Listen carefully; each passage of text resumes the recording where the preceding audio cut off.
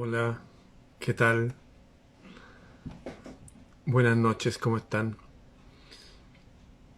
Son las 9 de la noche, todavía queda luz. Y esto es porque el verano verdadero parte el 5 de noviembre. El 21 de diciembre es el centro del verano. Después de ese día el sol se empieza a alejar. Cada día el sol está más cerca. Aquí ya hace calor. Estoy absolutamente, totalmente rajuñado, mis brazos, mi cuerpo, por ahí mi cara también. Y estoy un poco cansado de mis manos. Llevo varios días, 5 días, picando leña, con hacha.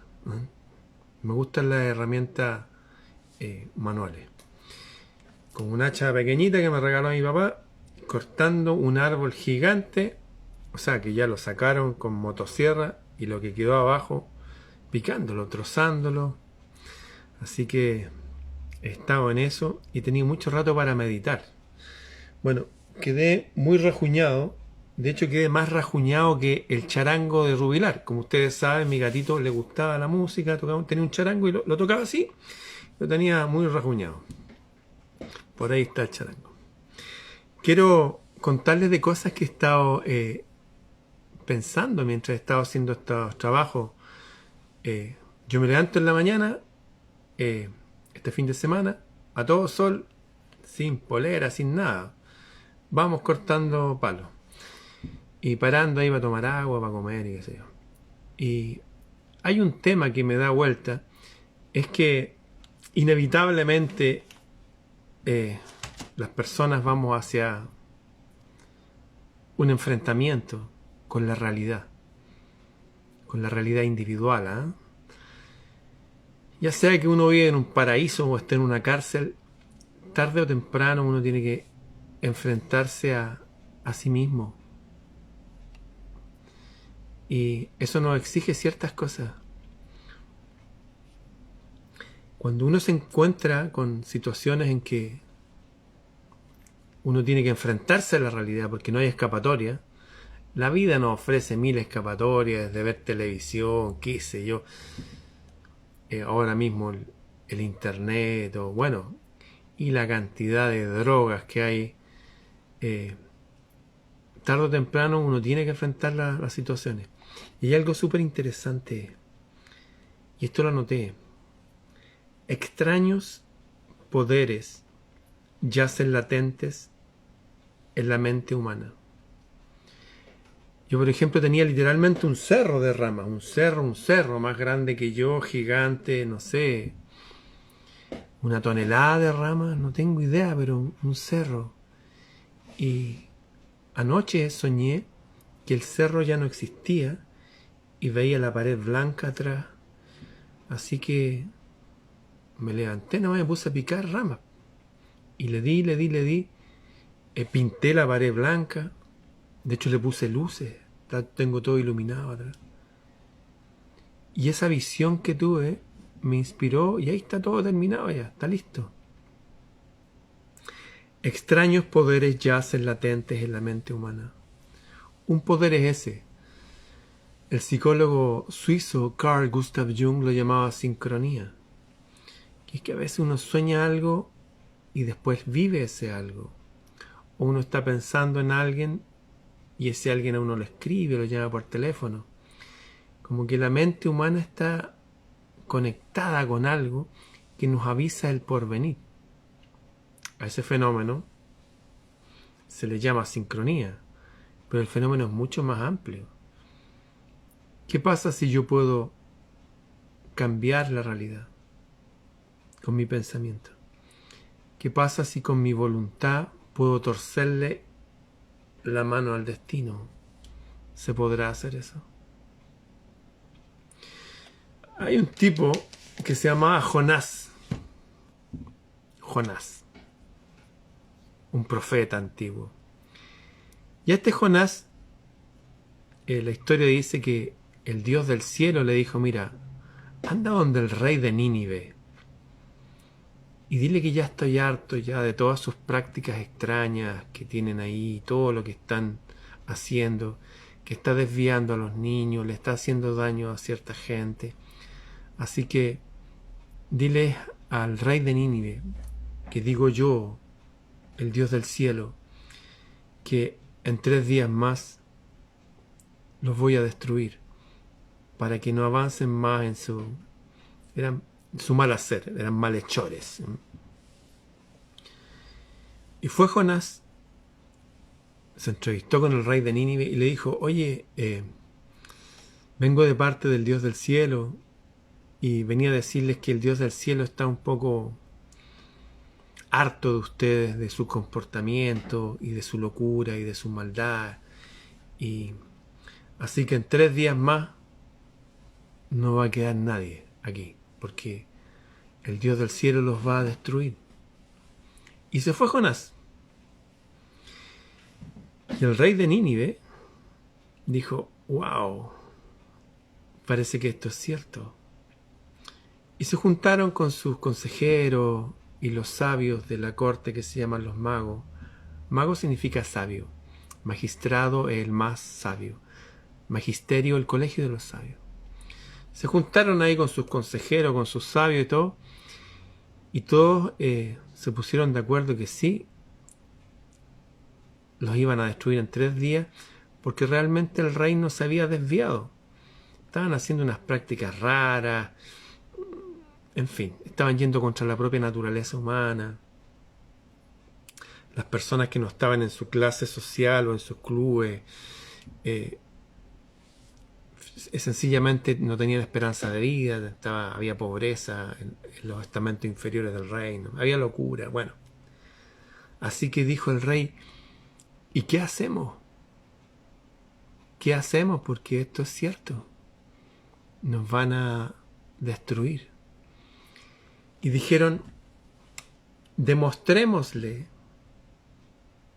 al mundo invisible, al reino del cielo, hagamos una demostración y que esa demostración les diga que estamos dispuestos a enmendar nuestro camino y cambiar. ¿Y saben lo que hicieron? El rey de Nínive les dijo, ya, hay que dar una señal al mundo invisible. Bien, esta va a ser la señal. Desde este momento no vamos a comer ni beber durante 3 días. Nadie, ni siquiera los animales. Y estuvieron 3 días en ayuno. Estuvieron 3 días ayunando. ¿Y saben qué pasó? La voluntad, el juicio del Dios del cielo fue anulado. Obviamente, aparte de dejar de comer y todo eso por esos días, los tipos enmendaron su camino. Hicieron cambios en su sociedad, cambios individuales, desde el rey hasta todos para abajo. O sea, ese es un poder que nosotros tenemos. De hecho, hace muchos años atrás, muchos años, en el 90 y tanto, yo me puse a colaborar con 2 hogares que rehabilitaban drogadictos y alcohólicos. Pero eran hogares que no tenían recursos, eran gente que literalmente recorría las calles y los tipos que estaban la escoria de la humanidad, esos tipos que ni siquiera controlaban su esfínter, o sea, gente loquísima, los tomaban, los llevaban, le pasaban ahí para que se bañaran, les daban ropa. Y yo vi tipos que estaban totalmente tomados por el espíritu. Lo que hace la droga es conectarlo con un mundo espiritual bajo, eso. Da euforia en un momento, pero después, a la postre, viene un mundo espiritual y toma a esa gente. Conectarlos con el bajo astral, dicen algunos. Bueno, yo vi a esa gente. Y también vi cuando pasaban el tratamiento y le mostraban al Dios del cielo que querían cambiar, que los ayudara. ¿Y saben lo que hacían estos tipos? Hacían exactamente lo mismo que el rey de Nínive. Ayunaban. Ayunaban y hablaban con el cielo. Así, ayúdame, guíame, úsame, dame sabiduría, límpiame. Estaban así. Durante a veces un día nomás lo hacían ellos. Y después pasaban unos días y otros días. Y funcionaba al 100%, sin psicólogo, sin médico, sin tratamiento, sin fármaco, sin nada. Funcionaba perfecto. Yo lo vi. Me acuerdo que en esa época iba y yo les regalaba una Biblia que se llamaba Dios habla hoy. Porque empezaban a ocupar el tiempo en un ayuno con hábitos de lectura. Leían un libro, que sea de Efesios, que es el libro de Juan, qué sé yo, del Nuevo Testamento. Extraños poderes yacen latentes en el alma humana. Hay poderes que se manifiestan sin siquiera uno desearlos, como estos sueños que después uno vive o que uno potencia. También hay un poder en el ayuno, en el hablar al cielo.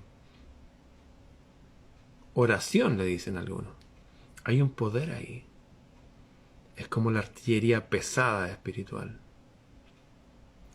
Les conté que mi abuelo, que había sido militar también, mi abuelo materno, cuando mi madre estaba en un hospital con un pronóstico de muerte cerebral, porque la habían atropellado. O sea, no la atropellaron, la enganchó el parachoque de un auto y se la llevó arrastrando y su cabeza se azotaba contra el suelo. Él no hallaba qué hacer, no hallaba qué hacer. Y todos dijeron, no hay nada que hacer. Y él fue, miró a toda la gente, se olvidó, empezó a hablar al cielo, y se fue caminando hasta un cerro donde está la Virgen, con una luna a sus pies y con varias estrellas en su cabeza. La Virgen del Cerro San Cristóbal. Y subió todo el cerro de rodillas. Él era soldado. Muchos de mi familia han pasado por ese entrenamiento de disciplina. Mi familia reciente y para atrás, por generaciones. Generaciones de hombres así. Y él se conectó con eso, subió de rodillas hasta que se le gastó no solamente su pantalón, sino su piel, y quedaron sus huesos blancos al aire. Mi abuelo se llamaba Víctor Manuel Flores Torres, papá de mi mamá. ¿Saben qué pasó cuando llegó arriba la Virgen? Mi mamá despertó y volvió a hacer clases a niños, como lo hacía desde los 17 años hasta los 70 años, estuvo enseñando, educando. Conocí a un tipo alto, de bigote rubio, de ojos claros, mi papá. Se enamoraron, eso. Y yo fui el hijo que buscaron. Se supone que mi mamá estaba muerta. Pero mi abuelo dijo, si hago esto, de arriba van a ver. Y seguramente él pensó que tal vez era como un castigo para él, o qué sé yo, no sé, no tengo idea. Mis abuelos ya están todos muertos, mis padres están muertos, no tengo a nadie para arriba. Hay poderes en el ser humano. Se manifiestan de diferentes formas dependiendo de la cultura, de la geografía, la época en que uno nació, de las creencias personales o familiares. Pero hay un poder en nosotros para torcer la mano a la realidad. Se manifiesta de diferentes formas. ¿De qué forma se podría manifestar? ¿Cómo saber más de estos temas o de otros temas que nos sirvan para despertar nuestro potencial? Hay una frase que dijo Ralph Waldo Emerson, uno de mis maestros, uno de mis profesores, uno de mis modelos de identidad. Son tipos que están muertos ya, que vivieron en el siglo XIX. Generalmente mis fuentes de información siempre fueron gente que ya se fue de este mundo. Y me identifico totalmente con esto que dijo él. Dice, Recogí frutos de oro de mis raras entrevistas con hombres sabios. Recogí frutos de oro de mis raras entrevistas con hombres sabios. ¿Cómo tener una entrevista extraña, distinta, diferente con gente sabia? Habría que ir a golpear la puerta de alguna institución filosófica, algún templo de alguna religión. La verdad es que es mucho más fácil que eso. Recogí frutos de oro de mis raras entrevistas con hombres sabios. Escuchen, con un lápiz, una pluma decía, yo escribí con pluma, con un lápiz en la mano y una libreta en las rodillas, busqué la forma de echar la red a los tenues pensamientos y los hermosos ensueños que nadan en la mente cuando todo está en calma. Yo, por ejemplo, después de hacer mis peticiones al cielo en momentos difíciles y estando tranquilo, de repente, como cuando uno era niño y veía los dibujos animados, cuando a alguien se le ocurrió una idea brillante, aparecía una ampolleta encendida. Y es como que estaba ahí, ¡wow! Y anotaba. Y estoy rodeado de cuadernos. Hoy día también dejé un buen rato para escribir. Echar la red sobre esos pensamientos. Pero para entrevistarse con hombres sabios, el secreto es buscar lo que esos hombres sabios dejaron para nosotros. Casi el 100% de todos los hombres sabios que han existido han dejado algo para el futuro. Aparte de comunicarlo en su época con las personas, juntarse, no sé, en el Ateneo, en el Areópago, en lugares donde se juntaban los sabios antiguos a conversar, o en los templos, o en los campos, donde fuera. Dejaron escritos. Yo, por ejemplo, estuve viendo unos escritos del siglo XV, del 1400, cuando estaba terminando la guerra de los 100 años.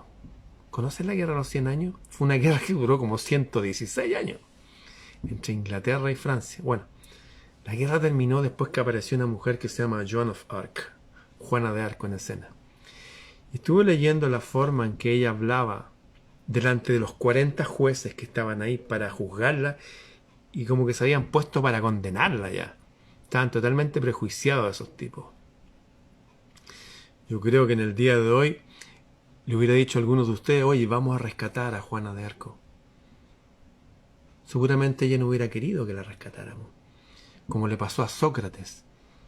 Anoche me entrevistaron en la televisión chilena y les recordé que Sócrates, por hablar la verdad pura y dura, lo mataron, o sea, se tuvo que suicidar. Y yo aprendí la forma como él reaccionaba, como él razonaba. Vi también, sentí el espíritu de sus acusadores. También estuve con los discípulos de él cuando lo querían ir a rescatar. Cuando uno lee, uno tiene esas entrevistas con esos sabios. Leer. A veces ni siquiera uno tiene que leer todo un libro, a veces una frase. Como esta. Extraños poderes yacen latentes en el alma humana. Recogí frutos de oro de mis raras entrevistas con hombres y mujeres sabios. El otro día hablaba de Catalina de Alejandría, que es la misma historia de Hipatia de Alejandría, parece que son la misma persona con dos nombres diferentes. Mujeres sabias de Grecia, de Egipto, de lugares ignotos del pasado. De hecho, Sócrates estudió a los pies de Diotima, era una sacerdotisa. Se ordenaban a mujeres sacerdotisas, no a cualquier mujer. Hay mujeres que tienen suficiente ya con hacer su propia vida, no, estas eran mujeres superiores, superiores en belleza, superiores en bondad, superiores en conocimiento, superiores en dones. esas mujeres superiores también dejaron cosas escritas.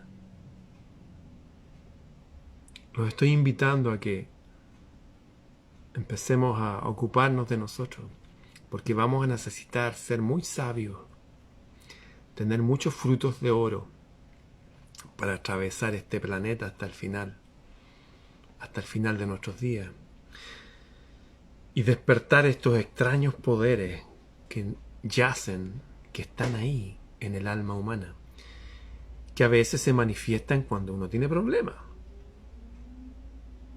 Mi abuelo habitualmente no andaba de rodillas subiendo cerros. El rey de Nínive no tenía la costumbre de ayunar nunca. A veces los problemas que nos llegan a la vida son para empezar a despertar nuestra artillería espiritual. Ahora bien, ¿por qué esperar a tener problemas para despertarlo? ¿Es que tiene que ser así? No. La verdad es que uno debe relacionarse. Es como que nos dejaron en este planeta, en este lugar, pero también nos dejaron algo que somos nosotros mismos, nuestro cuerpo. De verdad que esto es como la película Avatar. Hay que cuidar este avatar, cuidarlo físicamente, pero también en su ingeniería interna, en sus emociones. Y podemos aprender mucho con estas conversaciones con sabios antiguos. Recuerdo que me puse de novio hace muchos años atrás con una chilena que venía de Suiza, que era una artista. Me acuerdo que ella me regaló un libro que después me lo quitó, que era La historia del cielo, del sabio francés Camille Flammarion. Y era un libro gigante, pero esto es como esto, pero 4 veces. Y una cosa grande, como un libro casi hecho para hombres de 3 metros de altura. Y estaba lleno de grabados. En esa época no existía la fotografía. Pero el libro trataba de que en un castillo se juntaban 7 hombres sabios. Pero no me refiero a sabios que cada uno, oye, mira, tenía un título de la universidad. No, no, no. Era, por ejemplo, un policía, lo que podría ser hoy día un carabinero, un policía chileno o de su país. Había un militar, parece, también. Un profesor. Estaba el dueño del castillo. Así distintas personas, una señora que ayudaba ahí con las cosas. En fin, se juntaban 7 personas en un castillo. Los jueves, creo. O cada 2 jueves. Y se daban una tarea para la casa. Decían, ¿qué le parece que para la próxima reunión que vamos a tener aquí en el castillo, que cada uno estudie la cosmogonía, cómo veían el cielo, las distintas culturas? Y un tipo decía, ya, yo voy a hacerlo según como lo hacían los egipcios. Y llegaba con el zodíaco de Dendera, qué sé yo. Ya, yo voy a hacer como lo hacían los griegos. Y llegaban los griegos con las deidades celestes y su relación con los... Así cada uno llegaba y hacía una exposición. Y yo leía este libro gigante y me sentía como un niño mirando a estos hombres sabios. Sabios de profesiones comunes y corrientes, sabios. Uno no necesita ser un erudito que con título. No, no, no. De hecho, filósofo significa aquel que ama la sabiduría. Filósofo es aquel que ama la sabiduría. ¿Les gustaría a ustedes, aparte de la profesión o oficio que tengan, tener el oficio de filósofo? ¿Les gustaría? ¿Les gustaría? Bueno, esta es la forma de empezar a hacerlo. Tener un cuaderno, tener un lápiz y decir, ya, todos los días voy a anotar, voy a buscar una frase de sabiduría. A mí me ha sorprendido que aquí en internet andan muchas frases muy potentes, pero pasan. Y como que la gente siente que es algo importante y las pone ahí con un dibujo. Pero esa frase hay que escribirla Y hay que darle vuelta. Hay que darle vuelta. Hasta que despierte, hasta que nazca en uno. Esas frases echan raíces en uno y crecen y adquieren poder. Las palabras tienen poder. Podemos tener cita con sabios antiguos. Eso, queridos amigos y amigas.